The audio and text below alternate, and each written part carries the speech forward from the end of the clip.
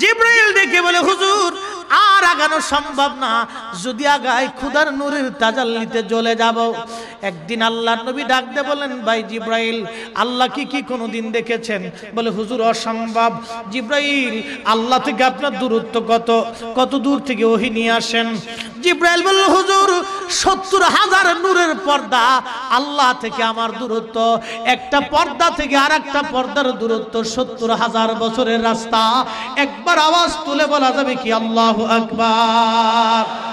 হুজুর আমি ওহী নিয়ে আসছি আপনার কাছে, আল্লাহ জানাই দিয়েছে হাবিব রে বলে দিবেন পৃথিবীর উৎকৃষ্ট জায়গার নাম মসজিদ আর নিকৃষ্ট জায়গার নাম হলো বাজার।